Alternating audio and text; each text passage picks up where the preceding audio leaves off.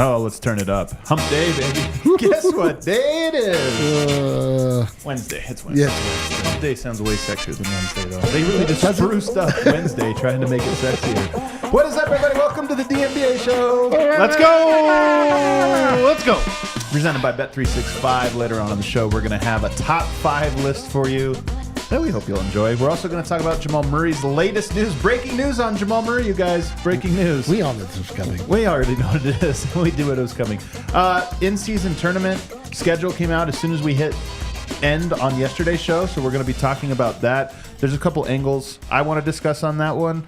Look at the biggest stories in the NBA. It's going to be good. I got Harrison Wind with me in a skin-colored shirt. Very bold to do on camera. Looks like you're naked. Whose skin is that color? Brandon Vogt's. Sure, he's wearing a Brendan Vogt skin suit today. Hat game on point for the second day in a row, though. Pins and aces.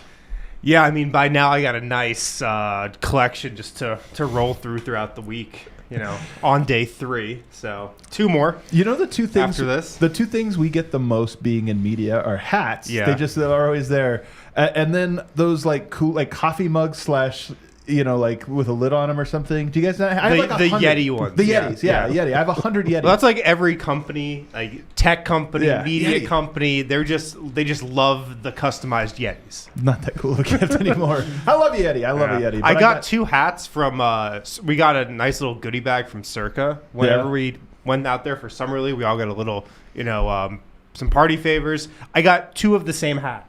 They just from Circa. Oh, 2 of the same hat. Yeah, one was supposed to be Circa and the other was supposed to be Circa Sports. I think I got the same hat though. Tough. Could be wrong. And then look who's back over there. It's D-Line Co. Here I am, guys. I'm stuck with wearing lowly DNVR stuff. Can you believe it? That's gross. so disgusting. So boring and plain. Look at that. All right, Kale, do we have our breaking news song? We do. Dude, play it. We have some breaking news. Yeah. Jamal Murray is out for the FIBA World Cup. Breaking Jamal Murray. News. I'm going to start this way because we kind of knew that this was the momentum was certainly carrying him away from playing, and the quotes that he had were a little like, it doesn't feel like a full commitment. We'll see. So I don't think we're too surprised. I got to be honest though. I got this when I first woke up. It was like the first message I saw or first thing I saw. I felt weirdly relieved. Wow. It's not weirdly. I mean, it is because like I was rooting for Jokic to play, you know, like, and then how am I going to do this to Canada when I've already said like for Serbs, like, hey, I'm not trying to take your thing from you, even though it benefits me. But yet that was my honest like first, second, and third was like, oh man, this is great for the Nuggets. I mean, of course, that's it. I mean, I'm disappointed because I wanted to see Jamal play for Team Canada. I know. He wanted to deep down, like this is something he's wanted to do. He hasn't gotten to do for a while just because of the injuries and the NBA schedule. But you're right. I mean, this is the best outcome for the Nuggets, having him fully rested coming into next season. The best outcome from the Nuggets is having none of their players play in FIBA, which is what's happened.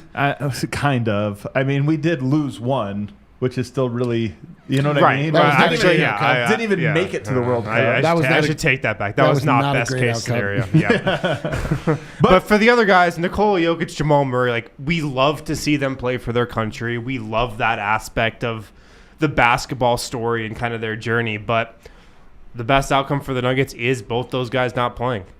Yeah, we thought this would happen. Like we were like, okay, Jamal's making a big deal about it, so you can appear magnanimous. Like if only I could. No, I think he genuinely wanted to. Well, it happened exactly how we expected it to. So there's something to that as well. But yeah, I mean, you know, from the Nuggets, I mean, this is sort of like twofold. Like, oh, that's great. Like we don't have to risk him getting injured playing in the FIBA World Cup, but like the fact that he's like not quite ready to play, also not great. I'm curious, like what I mean, I don't know if it's.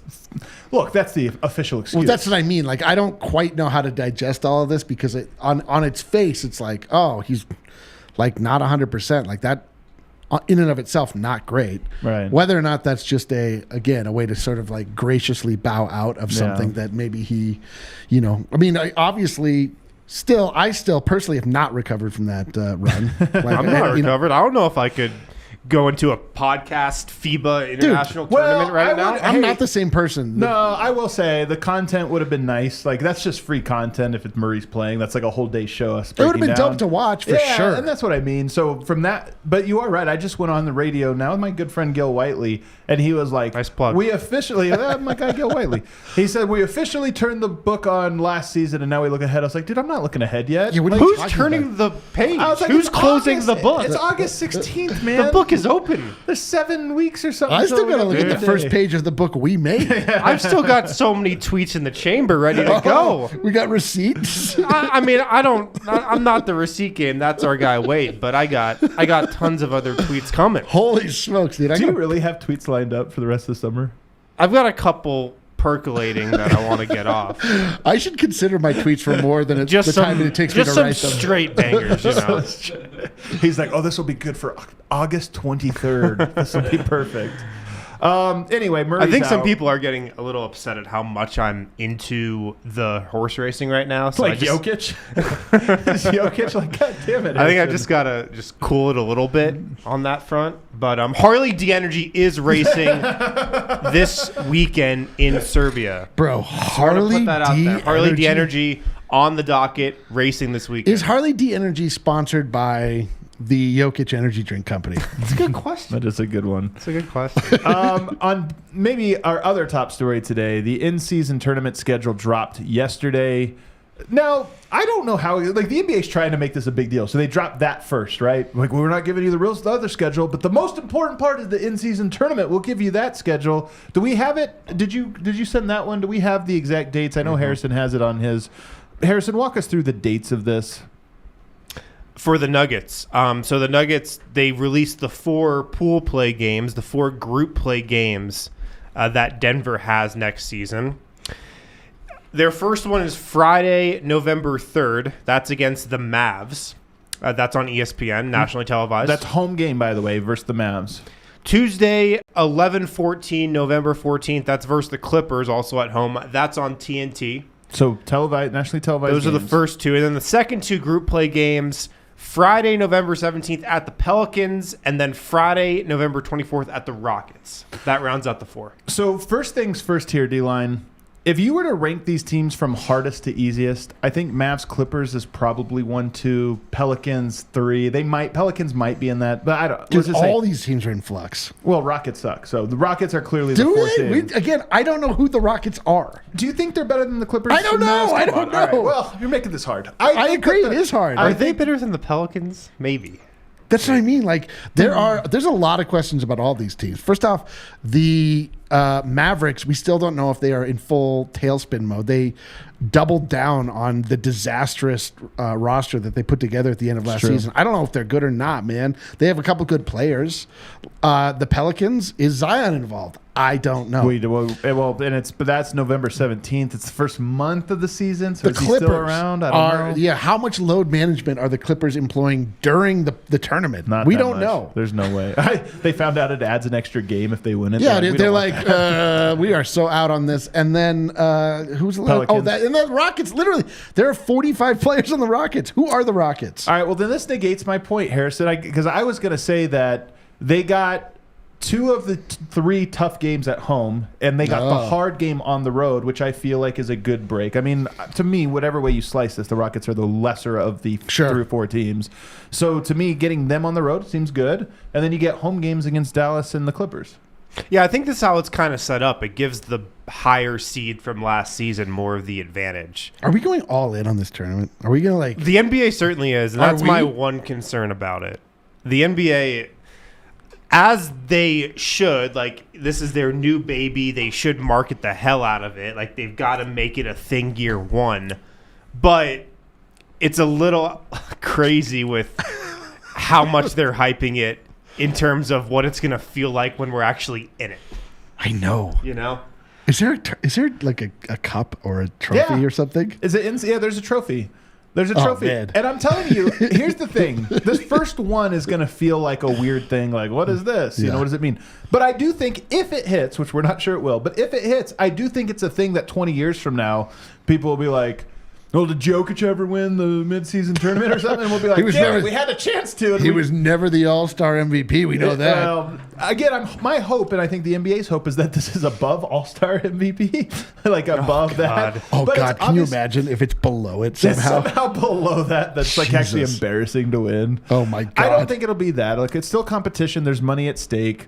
I brought this point up again. But when Jokic won, and he was asked the title last year, and he was asked about some of the most important parts of this or that. He said, Ish Smith, Jeff Green, DeAndre Jordan, getting to help those guys win their first title. They finally got that in-season tournament trophy they were at. Well, it's $500,000. So does Jokic. That's Amy Duomo. That's like one race for her. But for Peyton Watson, no, that's like 10 races for her, bro. But for Peyton, come on. You got the conversion rate wrong. Yeah. Sorry, my dinars are a little. I was off on the latest adjustment.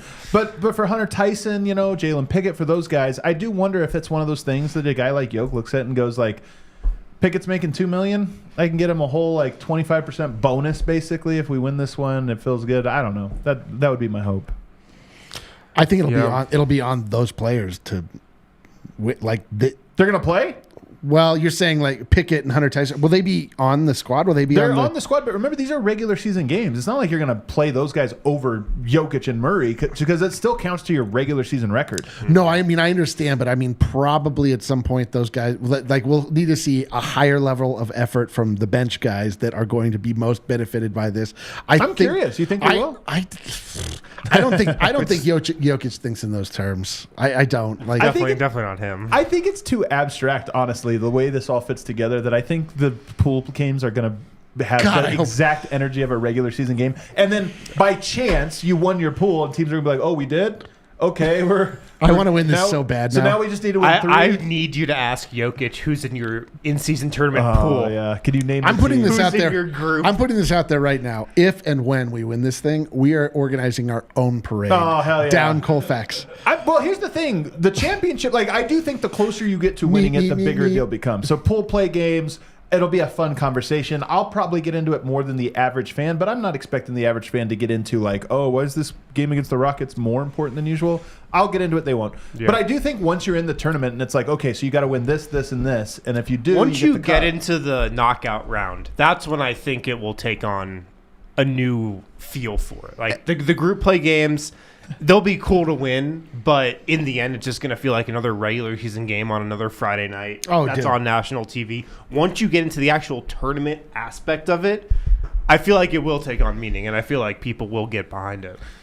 Also, if you're in this tournament and it's like, all right, it's the Final Four and it's Nuggets, it's Lakers, it's 70, you're gonna be like, oh, what? I don't care what the title is. We gotta beat them. We can't let them get this cup. We don't even know what it's called. It's also gonna be a nice little barometer. We get the cup just to be heading into the playoffs. Well, the Nuggets, they repeated. Then there were a lot of questions about their bench, but hey, they won the in-season tournament. Right? They got that going for them. They proved that when the games really matter. It's a nice early season check-in to see, just how things are going. You know what? If it's Nuggets, Suns, Celtics, and we'll just say 76ers, okay? Well, it's not going to be them. Whatever. 4 good teams, the Cup has a good standing. If the Final Four is Charlotte, Denver, Orlando, and Oklahoma City, it's almost embarrassing to be in that. We're like, God, then it's not going to really take on that much meaning if one of those teams wins it. One thing that does take on meaning to me, as you guys know, is who gets national televised games. Now, the big schedule comes out tomorrow,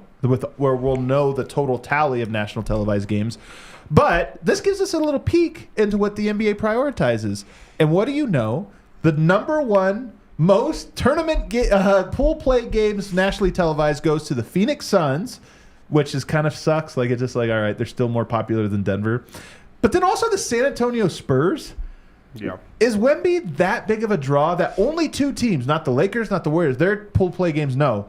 The Spurs and the Suns. Am I reading into this too much? Let's see here. The Suns. A lot of teams got 2, including the Nuggets. The Suns, one of theirs is against the Lakers.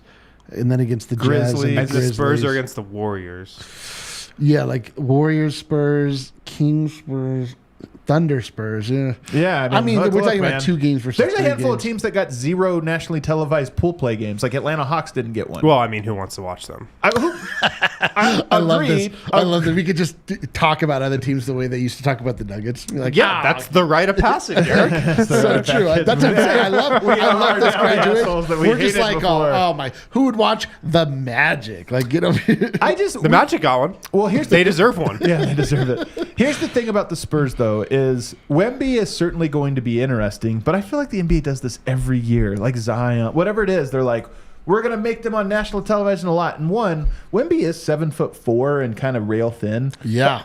He might go the way of Chet Holmgren or somebody like that, or even a Zion, where it's like, yeah, he played in 40 games this year because the NBA is tough and he's never done that before. Yeah, I And would all of a bet sudden, on that. We're watching every Friday game as the Spurs featuring like Devin Vassell. Totally, And man. we're like, gosh dang it, these guys again? One of the NBA's biggest issues, in my opinion, is that they're always trying to market what's next instead of what's right now. Right. Like, who are the best under 25 cores? How we see that article 2 times a year. Right. We see that segment so many times play out on NBA TV. Who is the next face of the NBA? Let's talk about the actual face of the NBA. Nikola Jokic. Listening to podcasts this summer. I know it's the summer. I know it's the off season. Who would do that? Who would listen to a podcast? How many about basketball segments have this you summer? heard about Cooper Flag? So many. Like, everybody's doing a segment on Cooper Flag, who, if you don't know, Eric, I do you know haven't. who Cooper Flag is? Is he one of the Manning brothers? He is white, but I know, yeah. He reclassed. he is the #1 pick in 2 years. Oh, that's gonna be sick. Who's going to be, like, supposedly He incredible. I mean, reclassified to next year, right? yeah, he So now he'll be reclassified back. to 2024. Oh, wait, then he has to go to college. Yeah, you're right. He's going to college next year. You're right. Yeah, but there's like one segment on every big podcast about Cooper Flag. It's like, come on, man. The NBA is just so obsessed with what's next. I mean, they obviously want Victor Wembanyama to be the next face of the NBA. And so this is just the first step in that plan. 3 games for the Spurs, 3 for the Suns. I'm just so curious. What if the Spurs pass the Nuggets in nationally televised games? That would be the ultimate, like, what? We're down here still? I The mean, Spurs? let them lose every time. It's whatever. I mean, You don't care about that. I don't care about it either. I care about complaining about it. right. I mean, I think you're right. Like that gives us something. It gets us back to our comfort zone. Like if things go well for us, like we're gonna look around and be like, are we the baddies? Like who are we? Dude? Like we're the fucking bullies of the league. Everyone like bows down to make sure our time here is comfortable. No one does anything for us. No one respects us. I love it. It is so remarkable that we get to be champions and underdogs At the same It time. would be just a great tweet to fire out if the Spurs get more nationally televised games than the Nuggets. Oh yeah, dude. That would be a great Start work on that one. Put it in the chamber. Work on our righteous indignation. I'm excited for the schedule to drop, only for that one thing. I just want to see, are the Nuggets marquee? They should be, but are they marquee? Or are they kind of just It like, is so- the dude. Nuggets got 1 extra NBA TV game this year. Like, what? NBA TV, for everybody out there, does not count as national TV. No, dude. I don't even get NBA TV. You don't. No. I don't get it either. I mean that I don't understand it. What is it? All right, let's take a break. On the other side, we are going to keep the show rolling by talking about the biggest storylines in the NBA this season. We'll step outside the Nuggets, perhaps, a little bit. We'll get to that. Guys, Shady Rays, What a it's tease. our go-to sunglass company. Go to shadyrays.com, just scroll their website. They have so many different styles, no matter what style of sunglass you wear. Maybe it's aviators, maybe it's like that classic Wayfarer look. They've got it at Shady Rays. They're affordable. They have great customer service too. Like if you lose or break your pair on day 1, just hit them up. They'll send you a brand new pair. No questions asked. You can wear your Shady Rays with confidence. You can go to shadyrays.com and use the code DNVR. Get 50% off 2+ pairs of polarized sunglasses. You can also shop in store if you want to, try them on, see how they feel in your hand, if that's more your style. They have a location, Park Meadows Mall, a full-stop shop, all things Shady Rays right here in Denver. ShadyRays.com. Use the code DNVR for 50% off 2+ pairs of polarized sunglasses. Try for yourself the shades rated 5 stars by 250,000 people. Really, the only issue with Shady Rays is that they've not given us a hat that you can wear.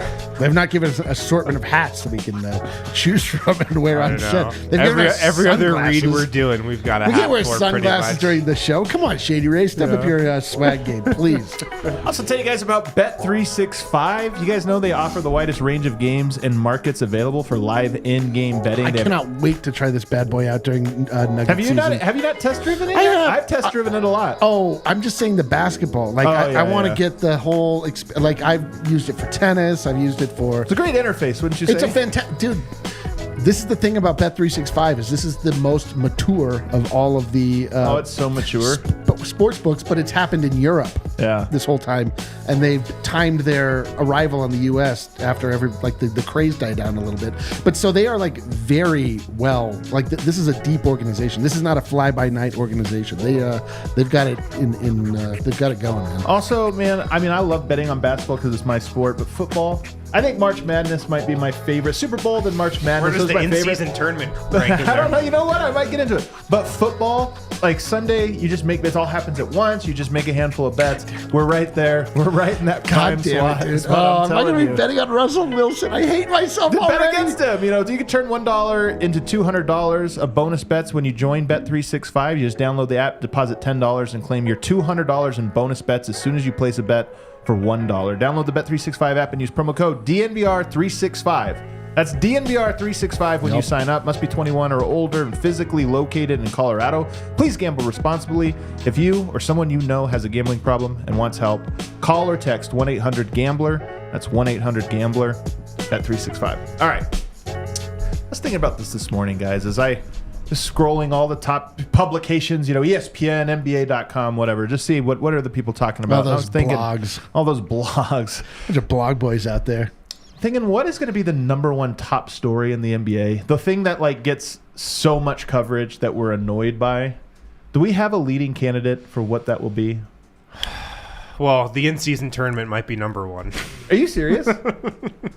It is going to be. There's going to be a curious amount of emphasis put on it early on. They're trying to make it a little too big, but I mean, I'm kind of I'm joking a little bit. I don't think it's going to be number one, although I am interested to see the coverage. It's already of it. become a little annoying. What is going to be say. the top story in the NBA? Oh, I think I know, and maybe I'm reading too. Is it going to be? Is it LeBron's last season?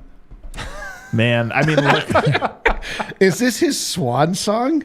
Does he need to go into every? Is this a farewell tour for LeBron James? All right, LeBron can totally. He needs to get him a gift when he comes through. Oh my God, dude! You know what I'll get him? That L on the way out. Oh, you know what? I'll bet you I could see that. A total farewell tour that's actually God. not. And then he's just back. And but he's every just arena back, just dude. did the No, it's gonna year happen. they did the standing ovation. Then he's back next year for 4 more years. Are the Miami Heat? Oh, they actually will retire his number 6. That joke actually doesn't work for them. Like they retired Michael Jordan's jersey. Yeah, right. Who's going to be the sucker team that retires LeBron's? Oh, Matt Ishbia. I feel like that's a Matt Ishbia move. That's a total Matt Ishbia move.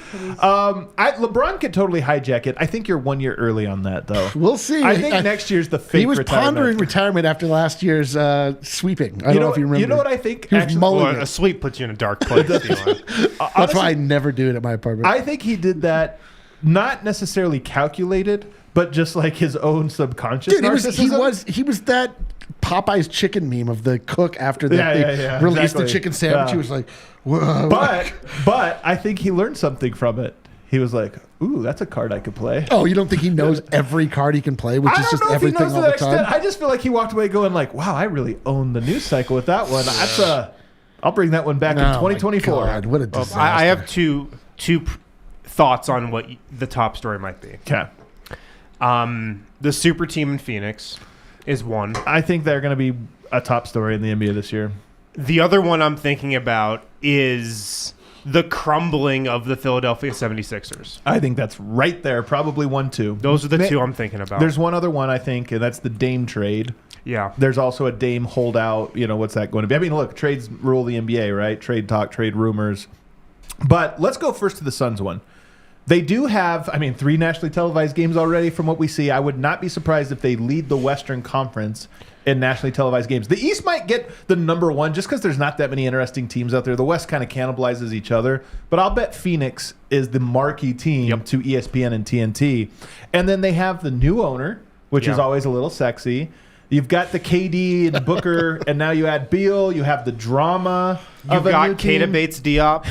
The list You're drops talking off. about like what's going to be going into the season, what's going to be the top story, or what will be the prevalent story throughout the the year.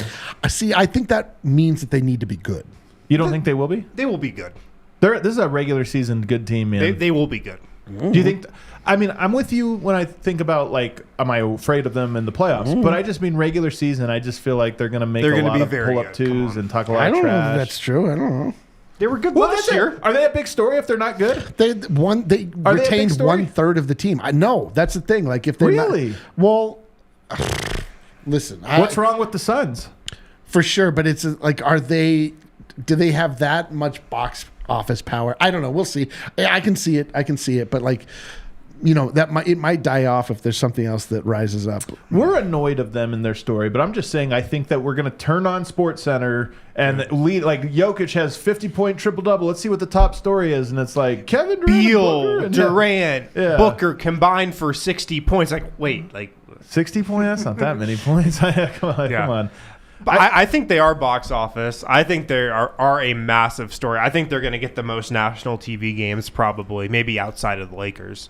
But I think they are going to be front and center every single night when you're thinking about the NBA. Well, because I can see a world that the Celtics are actually good with adding Kristaps Porzingis, and that actually becomes the team that they look at. Like, we're only talking about 3 players, like, and 2 of them played together last year. They were good together. I mean, but like, what was the Beatles?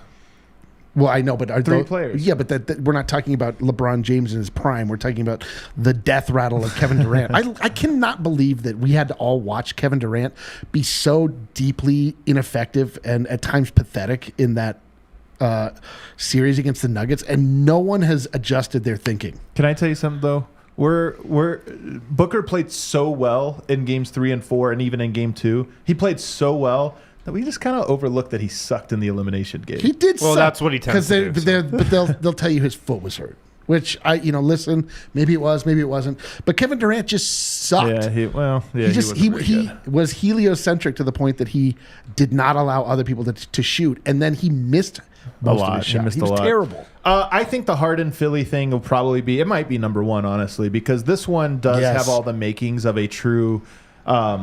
A 2023 NBA storyline. A 2020, yeah. It is tailor-made for how the NBA is covered and talked about in 2023. Well, oftentimes, Eric, these things get resolved before the season gets going, but James Harden is a guy that digs his heels in as well as any star. He's honestly, I was listening to somebody today, I think it was Amin Al-Hassan, talking about how like he's going to get traded before Dame, because Dame is over here being the polite guy and not doing, he's kind of being a little bouncy about it. Whereas Harden's like, this is the first play in my playbook that extends for 8 months. If I have 8 months worth of ways of ruining everybody's life. He's got him saved in drafts.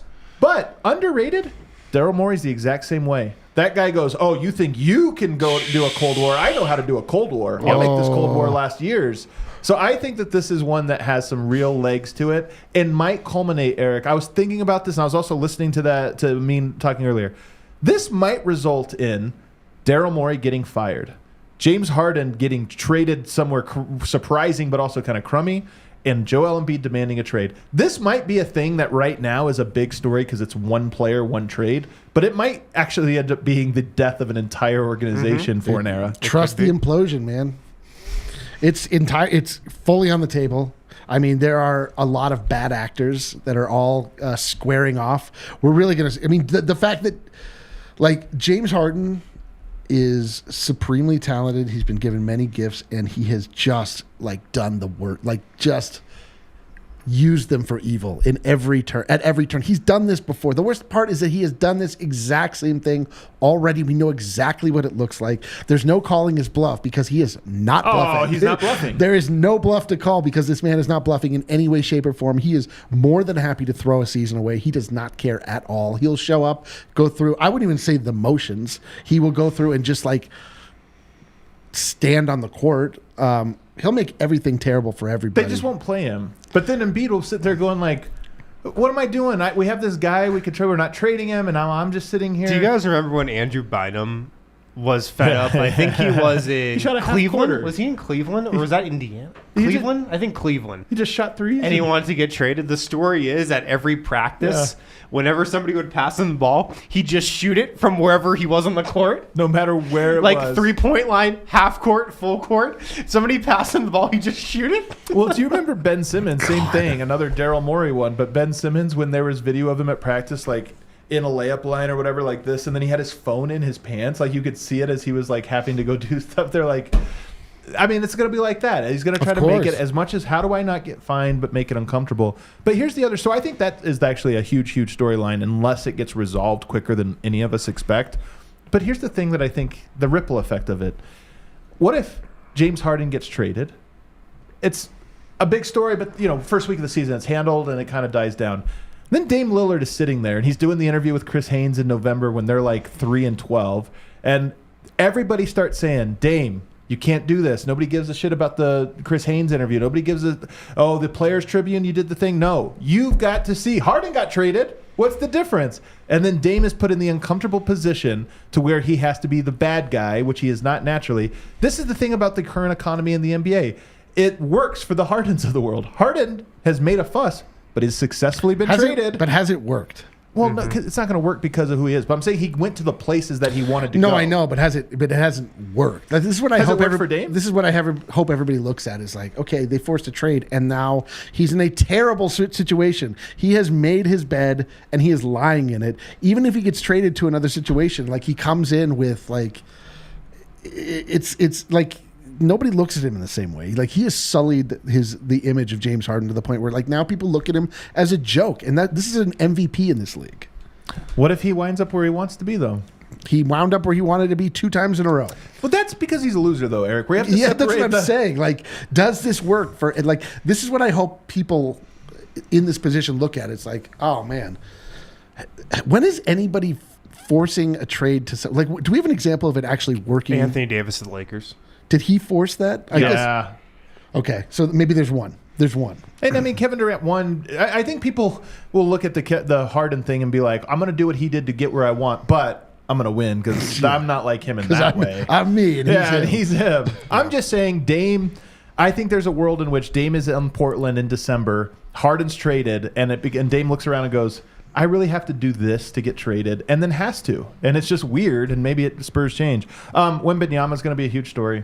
I mean... One suggestion to Dame is to not sign a long-term contract. Same with Harden. I'm just telling you, this is how the game's I'm just played. saying, like, if he's looking like, oh, I don't get what I want, like, we don't sign the long-term contract.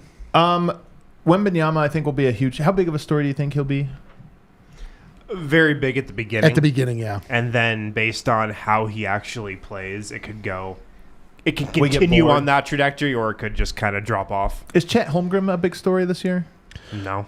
He's not, the but he will be. Thunder are a medium-sized story that could become a big story, and he's just kind of part of that, I think. But even if they're good, they'll at best get the Kings treatment, where it's like people they might get acknowledge more that than the they're Kings treatment because the Thunder could be, as I talked about previously, the NBA always looking for the next story.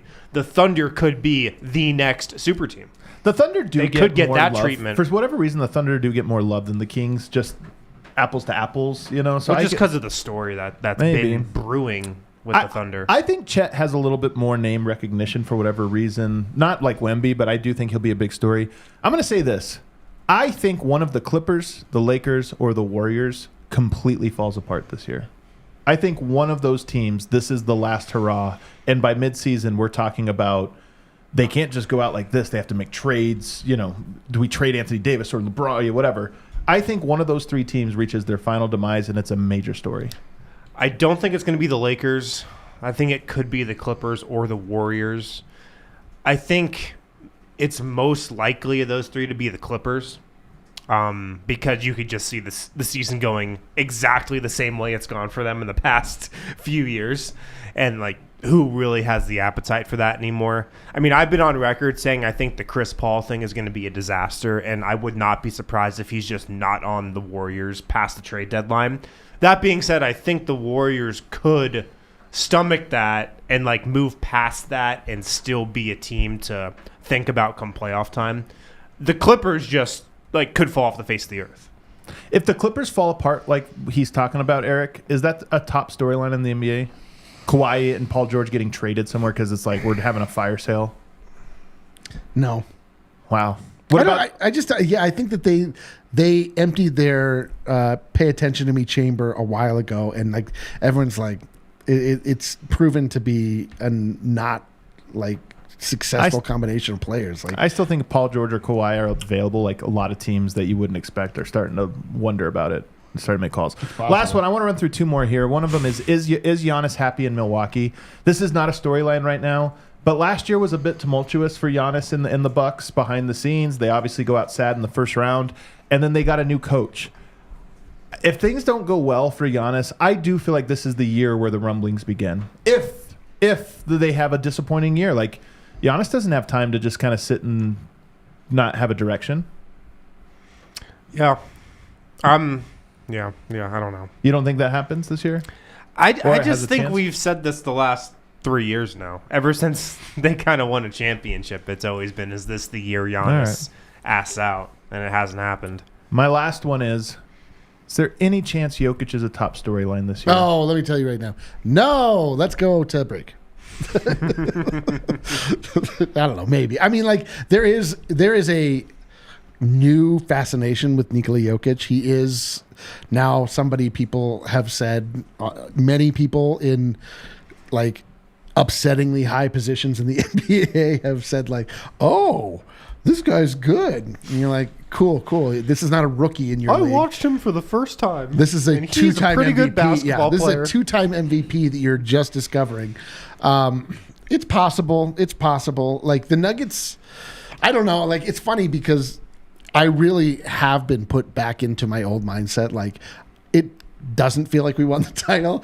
Like I don't really see the NBA shifting their focus to the Nuggets like I would expect it would happen to a championship team. But I suppose it's possible. Like I'm just used to being just the underdog that nobody cares about. But there is definitely a bigger focus on Nikola Jokic than there ever has been before. I think the one way they are a storyline is if they absolutely come out of the gates and start 20-3. Yeah, right. For sure. Something like that. They have to be warriors after. If they start slow, I don't think it's as much of a storyline. I think everybody just kind of forgets about them. Totally. And it kind of plays directly into the NBA's hand, actually. But if they start quick and they start hot, there's something brewing. God, I hope. Please give us the domination season, please. It's the difference between the 2021 Bucks and the 2016 Warriors. The 2021 Bucks, everyone said Giannis is the best player. He won the crown, this or that. But the next year, as storylines go, they were just another team. The Warriors came out the gates firing, and it was like, not only is Steph the best player in the league, but it's his league now. And Jokic, please. He looks a little puffy, I have to say. I don't know if he's coming back in top shape. Come on, man. We can't do this. We can't do body fat watch this early. Can't we? Can't we? All right, let's take a break. On the other side, we're going to try to build the best Jokic Ball lineup using all NBA players as this week's Bet365 Top 5.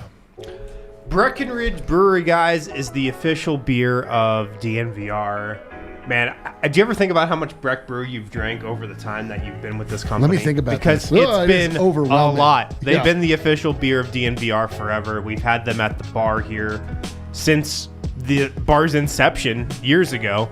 The Breck Brew beer of the month is the Mountain Beach Sour, the perfect beer for summer. Yeah, dude. I gotta say, remember when sours came on the scene? Yeah. I was a little hesitant. I was like, what is this? This is not a beer. It's an off-putting word. Yeah. A sour. Like if it was called sweet, maybe it would. Or if it was just called we've got these new delicious. It was just referred to as deliciouses. Yeah. But now, I like a sour every once in a while. Not my preferred beer of choice, but in the summer especially, I'm down for a sour. There's no better version of a fruity beverage than a sour something with fruit. I'm all in. Yeah, but that is the Breck Brew beer of the month, Mountain Beach Sour. You can get them for $6 at the DNVR bar, I believe, this entire month. If you don't know where to get Breck Brew, check out the Breck Brew beer locator, breckbrew.com. Just type in your zip code. It shows you where to get Breck Brew closest to you. And if you're local, stop into the DNVR bar. Mountain Beach Sours, $6 here at the bar. All right. Also want to tell you guys about Backus and Schenker. When you get hurt, Backus and Schenker is here to help. Backus and Schenker wins for Colorado families, helping those who are seriously injured in Colorado for more than 25 years. And they're free until they win money in your case. No upfront fees to speak with them about the case. No upfront fee while they work on your case. No fee unless they win and win money for you. Backus and Schenker has won over $1 billion for their clients. Now with even more locations all over Colorado, including Denver, Aurora, Inglewood, and Fort Collins. Backus and Schenker has the strength and power to win your case. More than 30 lawyers and 100 staff. What I love is they have that easy phone number to remember. 222. Okay. 22. Sure. 22. You What? just dial that one. 222-2222 to find out if you have a case for free. Backus and Schenker. They win. Alrighty, guys. It's Wednesday, which means we're doing the top three, the Bet365 top five. Sorry, the Bet365 top five. And this week, we're trying to make a top five lineup of the best Jokic Ball players, guys that would fit in seamlessly around Jokic. And one of the reasons I thought this would be fun, because we've done this in the past, but now that the Nuggets have won a title, players like Aaron Gordon, Jamal Murray in particular, even the KCP, Michael Porter, they're pretty close to perfect. Wouldn't you say that as like... Is Aaron Gordon perfect? Yes, I would say that as a human being or whatever you're talking They've about. kind of coalesced into this like near perfect, but I want to see if there's a more perfect version for You're these talking about guys. just around the league in general? Around the league, man. You can pull in Giannis, you can pull in Curry, you can pull in everybody. Smokes. I will say this. If we start at the point guard spot here, I think Jamal Murray is frighteningly closer to the number one spot on this than most people would think. I've long said players like Donovan Mitchell and Damian Lillard would be worse in this system than Murray, just because Murray's entire package of skill sets fits even better and his willingness to play with Jokic. But I don't know that I can say that for Steph. I still think Steph is the number one top player that would be. So we're starting at 1 versus 5. Might as well start at 1. Let's go. Well, make sure 5 would probably be Jokic. We're going to have to use the 5 spot probably for more of like a 6-man utility guy or something. Okay. Because Jokic is going to be playing here. Steph Curry. And this, yeah. Steph Curry's game is predicated on movement, getting open, waiting for the pass, and then knocking down the three. I mean, it's hard to argue with that. I don't know. Shooting very quickly after like you don't even have to be that open. Yeah, I mean, like I don't know how his pick and roll game would be with Jokic. Probably great. I mean, it's great with Draymond. Yeah. I mean, something we've talked about a lot throughout the Jokic Murray era, or at least I have, is that ever since Jamal Murray came on the scene, you've gotten less ball is popping, more two-man game central. Yep. That's how the Nuggets have transitioned. They've transitioned from like more of the free-flowing style to more of the two-man game. Great and point. it's been a great transition. They won the championship. They have one of the best offenses in NBA history. A Steph Curry, Nikola Jokic pairing puts you more back into the free-flowing style that you had in like 2017. But I think it still works. I mean, especially with Steph's shooting. I think it works at like probably a close to equal, if not slightly better. I mean, let's be honest, man. Steph Curry has the most gravity of any player in the NBA. Jokic punishes when you overextend. He punishes defense better than any player in the NBA. Like this is Murray is very, very close to this. How many players, by the way, at the point guard spot? Like, keep going now. If we say Steph is number 1, who's number 2? And how far before you get to Jamal? I think Jamal could be number 2. He shoots well enough, and we all think that he has another leap in that part of him. Like, he can get that three-point volume and everything up. And then he gets to the rim. He's bigger, so defensively it helps. You know who would probably be awesome? Kyrie Irving. You're joking, right? No, I'm not. I think that like his ability to play off of Nikola Jokic and you're doing the thing where it's ability versus what would he actually do. Well, that's where that's what it's like your brain and Kyrie's skill set is because like who awesome. also Luka Doncic would also be great next to Nikola Jokic, but I mean Nikola Jokic might turn into Dwight Powell. But Kyrie Irving can be deferential. Like we've seen it. He's played with LeBron James successfully. I think his ability, his ball handling ability, placed next to Nikola Jokic, he can shoot the ball. I mean, I don't know that I'm putting him number 2, but I think that he would actually be incredible. But you're right. There's a whole actual personality to weigh. Out of point guards, I would put Jamal Murray 2. I probably would too. I mean, it's, there's like Donovan Mitchell. There's like Donovan Mitchell to me is like he's too much of a ball hog. Like he's to me, Murray is the right. He passes. His passing is so underrated, and his passing to Jokic in particular is so underrated. His deliveries to Jokic. especially in this Incredible. playoffs. Like in that fight, it's Yeah. the most underrated thing about Game 3. Game 3 to me, while it was the double triple doubles game, it really was the Murray game because of how well Jokic will score a triple double, 30-point triple double every time you deliver the ball to him. Well, Murray was delivering it so perfectly, and Donovan Mitchell's not doing that, man. He might hit a few more pull-ups, he might have a few more 50-point games. What about Drew Holiday? Good defensively, definitely. Game 3 was also the Christian Brown game, but we don't have to spend that much time on it. the erasure here. I think Drew Holiday is a different caliber. I mean, he obviously defensively elevates you to. I'm not arguing him level. over Jamal Murray. I'm just saying like these are guys that I can see would be good alongside Jokic, which again it includes every player in the NBA. Every time we watch Drew Holiday, what do we say? He shoots too much. He takes the dumbest shots, man. And I just think that there's probably and some of that. But is that some of that because he has to rely on Giannis, who cannot shoot for the life of him? He would be an incredible player. I just don't think I could put him ahead of Steph or Jamal. No, not about And Jamal. even a player like Shai Gilgeous-Alexander, who's right now ranked higher, he plays a different style. Maybe it's like Luka. Maybe those guys could evolve to be what Jamal Murray is, but we just don't know. Right. We don't have it. So I think Jamal is sneaky higher on this list. What about a Devin Booker? Oh, this one's going to hurt. At shooting guard? No, at point guard. If he was playing he's a good pick and roll player. Oh, I mean, I would not have him in the top 2. No way. I mean, he's not. He can't deliver the ball to Nikola Jokic like Steph Curry and Jamal Murray can. Like he doesn't have those type of point guard skills. No, he plays point guard like Bruce Brown plays point guard. Yeah, like he can do it, but it's not like the guy that you want. All right. So we got it. Steph, and then Jamal was right there. Shooting guard. This one's really tough. Klay Thompson would be dope. He's kind of a couple things on Klay. Coming back from the injuries, he's always had bad shot selection, but he hits them. It's like Michael Porter, but he hits them. Once you hit him just a little bit less and your defense falls off just a little bit, it's like, all right, he's up there. Yeah. And 4 years ago, automatic. Yeah. I don't think he's that guy anymore. You need a good defender at the 2. Have to. If you've got Steph Curry and Nikola Jokic as your top 2 players. Just have the Warriors plus Jokic. Or like Draymond would be great. Like I was thinking about Devin Booker in that spot, but I mean, would you rather a little less offense for more defense? I think you would. At the end of the day, yes. At the end of the day, although the offense with Steph and Booker. I'm trying to put together a real team. I know, yeah, you're right. I think you're right, though. I put in here a small forward in Mikal Bridges, in large part because I just think that you probably just need length at this point. And yes, he's a small forward, but guess what? He can shoot the 3. He can run a little pick and roll, and he can stay out of the way. He's a smart player. I kind of like him almost as like a perfect. You're building the super team. It's interesting. But he's out of position. Mikal Bridges. You put him at the 2. Can we allow that? You're putting him at the 2? I mean, I'm not putting him there. I'm just kind of speculating. What about Bradley Beal? Just kidding. KD. Is there another player that? We could put KD out of position too. My God, dude! I would put Devin Booker on this list. Devin Booker. I mean, way lower than. But he's number 2, or would you put Jamal Murray? Is that actually if Jamal? we're doing this? Jamal Murray is number 2. All right, so maybe it's Jamal Murray the best. We just said it. No, you need you need a bit more defense. I think you need defense at the 2. I mean, he is 6'5", though. We're not doing this.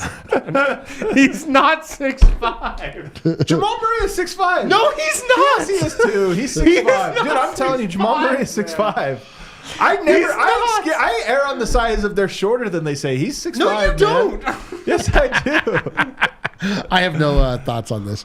Okay, well, Anthony Edwards, is there like? I mean, is Anthony Edwards maybe a guy here that you could see? Would he be good with? I mean, he's just good. He is just good. I don't know if he'd necessarily be good. Is he like specifically tailored to play against next to Nikola Jokic? I mean, to me, the guys that are best suited to play with Nikola Jokic are the guys that are able to get open and knock down shots when they have the ball perfectly delivered to them, can either cut really well and can get passes that it's like guys that are just wanting to move around to receive perfect passes, that are able to move without the ball, cut without the ball, play defense. And the shooting part is the only part here, but what about Jimmy Butler? He's a 3. Yeah, I mean, he's a 2. He's a 3. Do we not have a good answer here for our 2? Do we not have one we've kind of settled on? I think Ant's so wait, are we saying that these are the positions? Yeah, the 1, the 2? Yeah. Oh, not the top 5. No, we're making a I'm lineup. confused. Okay. Yeah. So Anthony Is Edwards. Drew Holiday in this one? Is this where you go with Drew Holiday? At the 3? No, at the 2. The two? We haven't figured out 2. Kale's just chomping at the bit here.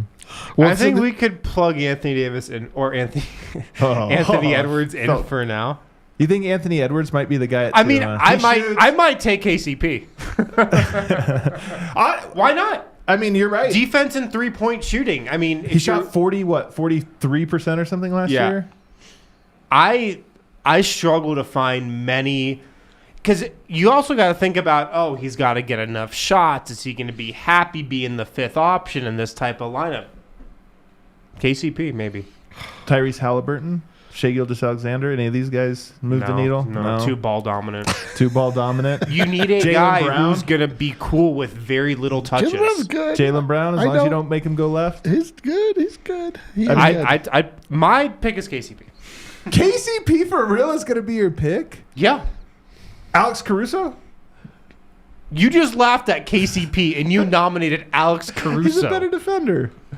Yeah, but a terrible shooter. Oh my God, are we really going with KCP? We only replaced Jamal. This is going to be terrible. All right, let's go to the next one. Small forward. You guys can put whoever you want there. I was just giving my opinion. I maintain that for me, the small forward player is Paul George. I just maintain that he's one of the best 3-point shooters in all the NBA. He's MPJ's height. He plays lockdown defense, team and individual. I am concerned. Did you guys see the clip where he says he doesn't know how to cut? That part's a little concerning. He'd have to cut. He said that? Yeah, he's like, I don't know that how to was cut. On his podcast? On his podcast. He's like, a lot of guys, man, they know how to cut. I wonder if he's going to try to get on somebody for taking that out of context. I would put Bridges here. What's that? I would put Mikal Bridges here. I think Mikal Bridges is a very high, because again, you don't need that much, offensive creation. You got Stephen Yoke. You're set. Yeah, but he can also create he's a good offensive player. Is he Paul George though? Is he as good as Paul George at any of the skills Paul George is though? I don't know if he's as good of a defender. I don't know if he's as good of a shooter. I don't know what Paul George is anymore. He's not a guy that I think about. If healthy, he could be the best small forward of Jokic Ball. Should it be Kawhi Leonard? Could it be LeBron James? Could it be LeBron James? Oh God, it probably is, dude. I hate this list. I don't want to publish this. Can we not? We don't have to. Where do you settle on this? You could settle it. Mikal Bridges, Paul George, LeBron James. Paul George. Alrighty. And then the 4, I think, is the easiest one. Aaron Gordon, very close on this list, but it's got to be Giannis. Giannis is like be a good combo. He's like Aaron Gordon, the toppest version of it. Yeah, dude. If you had Giannis that was just thinking about cutting, just doing the Aaron Gordon role, just in the dunker. Yes. I think it's easily Giannis. Now, here's why I wanted to do this list, how I thought it was interesting. Jamal. And then you have Jokic, obviously, at the 5 would be the 5 guy. Maybe we'll just leave it here. Steph Curry, Murray, very similar. And if Murray ups his 3-point shot making, that gap gets even smaller, because I actually think Murray is better at or as good at that in between game. He finishes almost as well as Steph. His handle is really good. He's very close to Steph in all of the things except for 3-point shooting, which nobody's close to him. But that's a good comp. KCP is literally KCP. Paul George is like the best Michael Porter, right? 6'10", knockdown shooter who can also handle and has strength and can defend, right? Giannis is in the same mold of Aaron Gordon. So the Nuggets have kind of built. The reason I think this is an interesting list is I was making it. The Nuggets have kind of built as good a possible team as you can given the proper molds of players. Yeah. That's what happened. What do you think Paul George shot from 3 the last 2 years? I'm going in 34%. Man, the way you asked that, 38%. 35%, 37%. It's tough. Knockdown. It's tough. That's the thing. This is why, again, we're able to revisit with looking fondly at the way that the Nuggets have been built, because they were allowed time to do it. They found their core and then they built around it in the way that other teams don't do. Like the Phoenix Suns are just collecting big names. They actually aren't thinking about how to put them together, how these talents actually coalesce, who shoots, who defers. I cannot wait to see the your turn, my turn, your turn, my turn, my turn, your turn with the Phoenix Suns this next year, when it's like, I guess Beal's supposed to shoot. He hasn't shot in a while. It's going to be ridiculous. There's going to be times where you're like, unless they're hitting shots, obviously, they're not making each other better. The Nuggets are constructed in a way with vision and having time and trust and faith that if you set the right path, it'll actually come to fruition.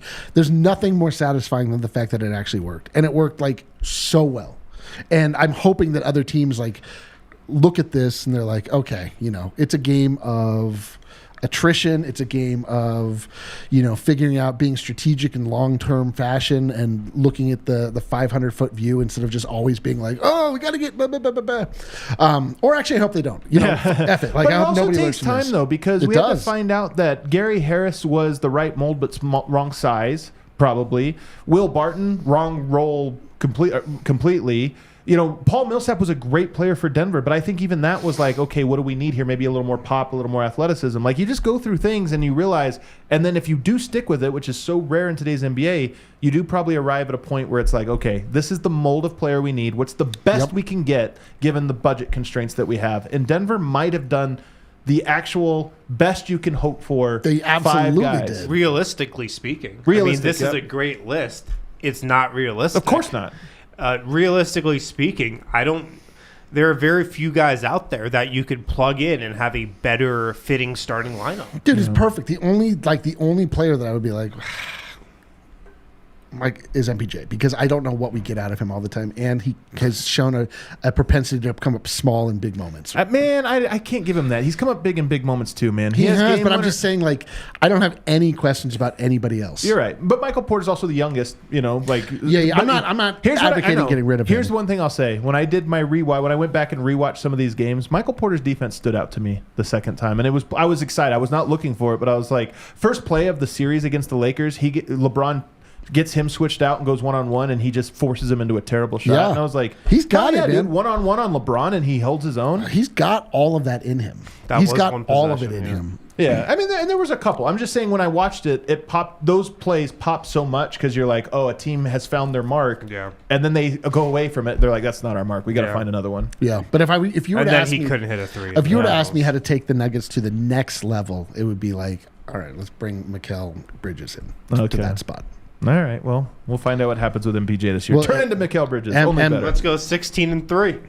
Let's go. Yeah. We don't need to get better. We just need to keep going. Yeah. All right. Mini break on the other side. I do have a crazy proposal as we get out of here for Wednesday. I have a crazy proposal to fix the World Cup. Oh, I don't know. Knowing what you're going to say, if that's right. Guys, I want to tell you how to become a DNVR diehard. I'm sure a lot of you listeners on YouTube, you are DNVR diehards, but if you're not, you can sign up for $6.67 a month. $7 a month. That's like nothing. With becoming a diehard, you get a free t-shirt. Yep, that's already $30 at sign up, $35. plus a free t-shirt every single year, designed and made by this guy. That's right. We just launched a whole line of Prime shirts, University of Colorado football, awesome stuff. They're CU shirts, yeah. I like that he gets the credit for them. He does. I call it the Prime collection. It's the Prime collection. The Prime line, yeah. You get 20% off merch always. 365 days a year, 20% off merch, 20% off all events. The Broncos tailgates are starting up. They're going to be popping this year. You get access to the Diehards Only Discord. You get 15% off your tab at the DNVR bar. Plus, you get access to exclusive merch that just the common folk don't. You also get a physical Diehard membership card as well. You also get access to the DNVR diehard content on our website, roundtables from the Nuggets staff. Doing those every week. We got tons more content coming this summer, plus the diehard access across the entire DNVR site. Again, you can get that for just $6.67 a month. It's a great deal. Just go to thednvr.com. There's a link right there on the front to sign up to be a diehard. It helps us stay alive. It's always if you're interested in us still being a thing, this is a way to help ensure that happens. All right. Speaking of keeping things a thing, the World Cup this year has had a lot of people drop out. A lot of people. The U.S. is sending their C team. We can't get it. Now, the Olympics next year, a lot of people say, hey, I want to go to the Olympics. That one's the big one to me. But these FIBA competitions, these World Cups and America Cups or whatever, they just have no shine. Not just for the U.S. Team Canada is having a hard time, like all these different places. Serbia, obviously. So we kept talking about, okay, the Saudis are clearly trying to get involved in sports. They're trying to get it. I don't see them overtaking the NBA. I just think that's too big of a bite for them to get, right? That's too big. But I look at FIBA, and I hate FIBA. FIBA, I think, is run very, very poorly. overall. They do qualifying events that are during the NBA so that all these countries have to scrape together a group of guys to go qualify. And then it's like, oh, some of the top teams didn't make the final stage because they didn't qualify in January. There's so many dumb things about it. And then on top of that, the various governing bodies, national bodies or this or that, there's so many that are old school. They haven't got with it, in part because FIBA is so separate from the NBA that how do you serve the two masters? But what if that was the corner that the Saudis looked at and said, international competition in the summer? What do players want? Money. Mm-hmm. There's a financial incentive. You go there and you win the thing. Like, you get paid to play in it, but then also you win a bunch of money if you win the gold. All of a sudden, is the top players looking at that going like, oh man, I can make an extra $5 million this summer and do this. Maybe that's an incentive. Can you work around the NBA schedule so that it's always fits? Like, hey, we're not doing this 1 week after the season ends or right before it begins. Let's find the perfect time where NBA players can still get a bit of an off season. And then, where is this located? Manila? Philippines, love the Philippines, big basketball country. Let's put it in Saudi Arabia. Let's put it in Qatar. No. Well, first of all, that's not how it worked with Liv. Put it in Paris. Put it in London. Put it in New York. Put it in LA. Put it in cities that have major marketing opportunities, because when do people play? Beijing, Paris, like the big markets where it's like, well, it's good for me to go there. Nike's actually going to have some events for me, and it's a big deal, and it's actually prestigious. You hold it and you rotate, but it's like only a handful of major cities where there's opportunity. To me, I look at this and I go, that's perfect. It's more regulated to fit NBA players. There's a financial incentive. There's a market incentive.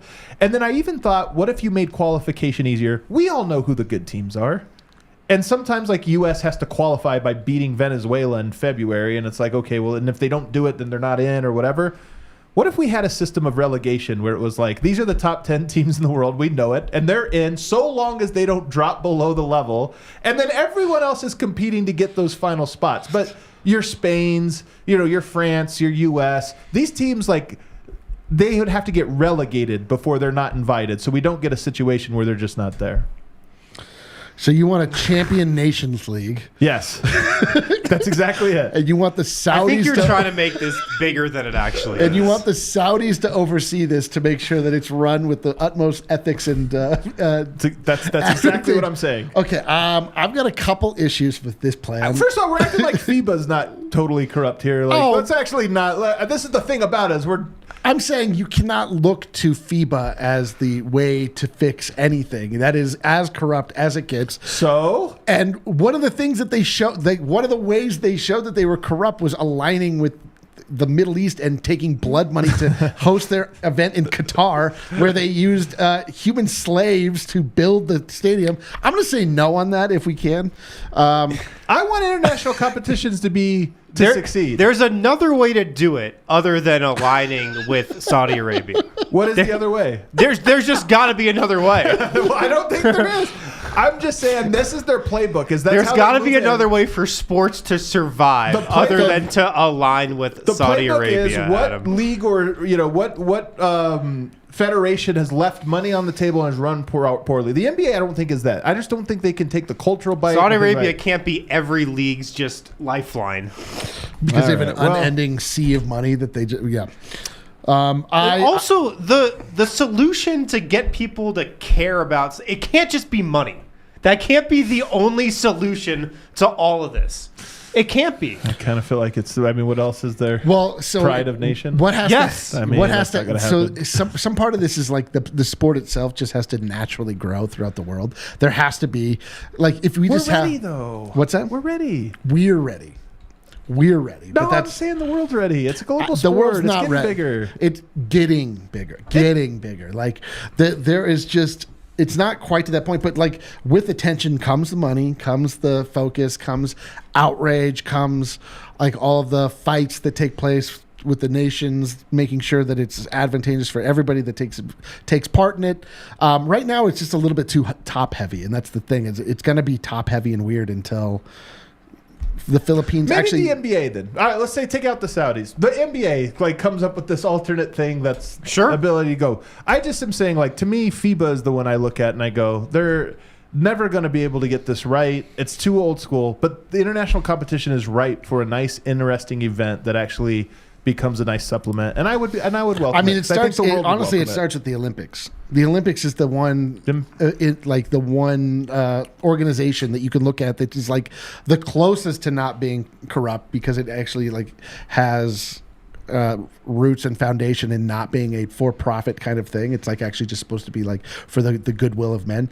If the Olympic competition gets to the point where people really actually care about it worldwide every year, like, and then that breaks off, and then there's focus on. It's just like, it's tough because it again, like, there's just only a few nations that really, really are involved in this. But like basketball is a game at its core that should and will eventually be worldwide because it doesn't take that many things to play. You just need a hoop and a ball. Like, right. Soccer is popular because you need a ball. This just shows you how bad the FIBA brand is. That the Olympics matter because it's bigger than FIBA. But the Olympics FIBA is also pretty Vlad, corrupt. you're right. The Olympics, yes, the Olympics are everything is corrupt, but the Olympics are the least corrupt, I think, of the international Horse racing, organizations. very corrupt sport. It is incredibly corrupt.